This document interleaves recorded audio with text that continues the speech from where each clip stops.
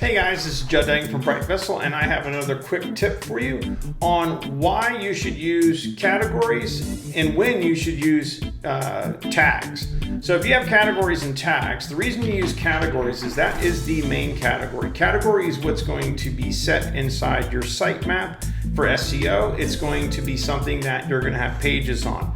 Tags, on the other hand, are not just any term that you feel to throw in because you think you might rank on it. Tags are more for a subcategory. Subcategories don't tend to be spidered in the sitemap, and that's where you would, add something that's relevant. Now, you do want to make sure you have consistency in your subcategories. The reason you want to have consistency is because each tag is pretty much like a category page, and if you only have one article inside that tag page, it doesn't really make sense. So you do want to use categories as main and then tags as subcategories. For more quick tips, please follow and subscribe.